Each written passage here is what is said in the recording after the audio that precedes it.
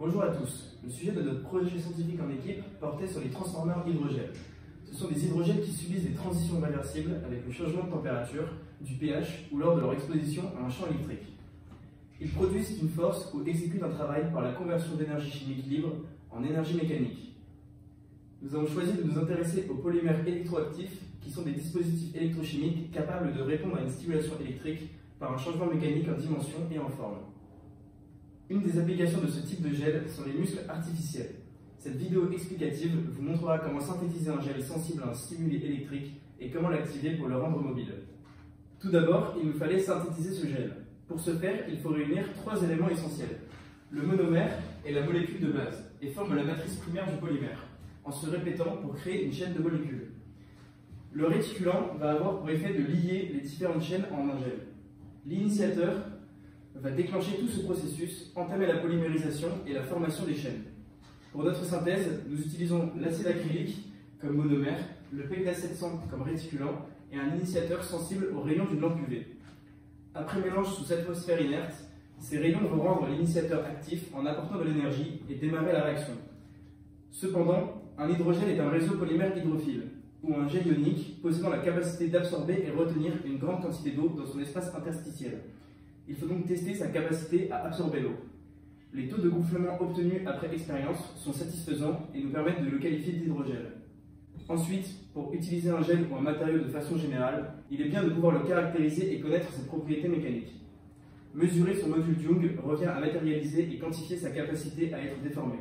Pour cela, on mesure l'évolution de la contrainte appliquée en fonction de la déformation subie. Pour ce gel, on obtient un module de l'ordre du mégapascal, ce qui est comparable à du caoutchouc. Notre gel est composé d'acide acrylique qui s'ionise lorsqu'il est plongé dans un électrolyte, le PMS ici. Donc en fait, il se forme des cations mobiles dans la matrice du polymère qui devient elle anionique. Il y a de plus un phénomène d'électrolyse de l'eau lorsque le champ électrique est appliqué, ce qui augmente sa concentration en ions mobiles dans la matrice du polymère. La déformation du gel est due à deux phénomènes. Une pression osmotique se développe car la concentration des ions mobiles dans la matrice est différente de celle dans l'électrolyte. Les molécules d'eau vont donc migrer à travers l'hydrogène jusqu'à ce que l'équilibre soit atteint, ce qui provoque le gonflement du gel.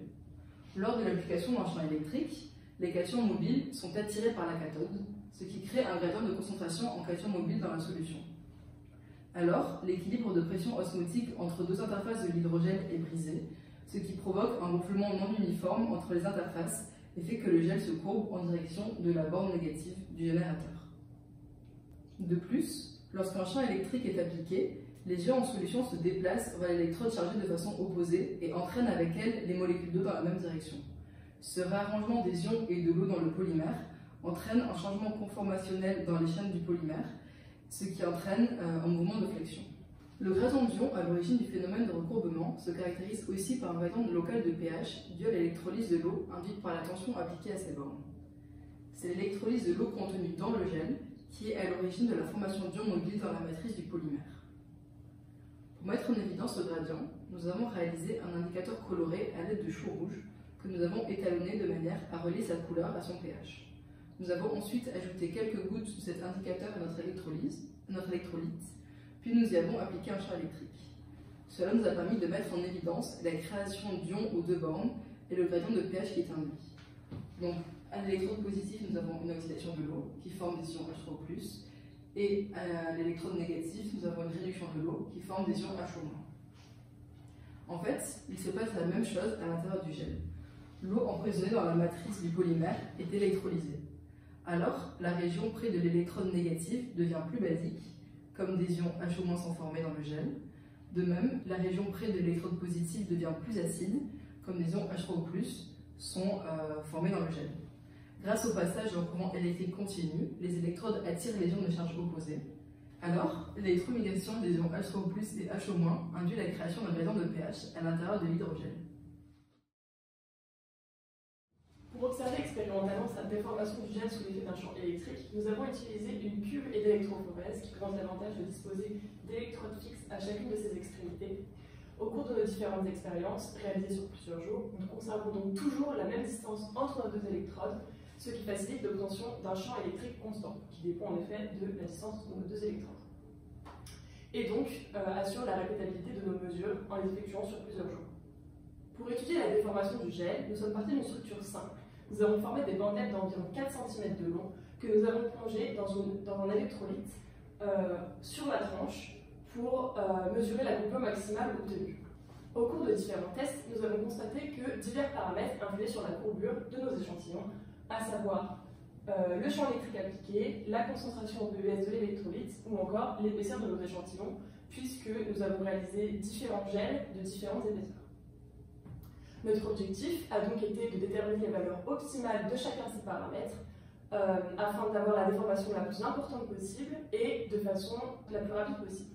Évidemment, il est possible que dans le cadre de l'application d'un hydrogène électroactif, l'objectif ne soit pas d'avoir une courbure maximale, mais connaissant les paramètres optimaux, il sera alors facile d'adapter le protocole.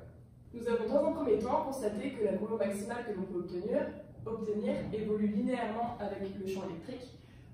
Nous avons donc par la suite de nos expériences appliqué une tension de 30 volts, puisque c'est la valeur optimale qui permet d'obtenir la meilleure courbure.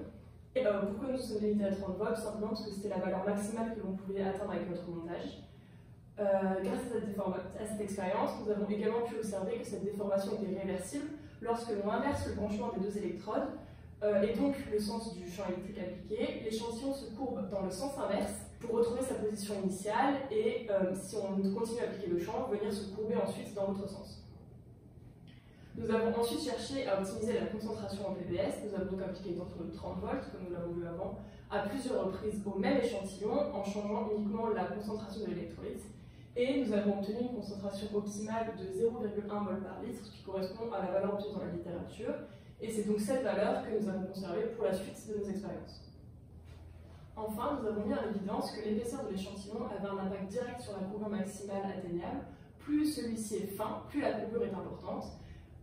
Celle-ci est par ailleurs atteinte un peu plus rapidement lorsque l'échantillon est fin, mais l'influence de l'épaisseur sur la cinétique de la déformation n'apparaît pas, du moins pour nos échantillons qui sont de taille assez proche, de façon significative. Ces différents tests nous ont permis de mettre en évidence les paramètres optimaux pour contrôler la déformation de notre gel. En conclusion, les hydrogels à base d'acide acrylique sont des matériaux électroactifs biocompatibles non biodégradables.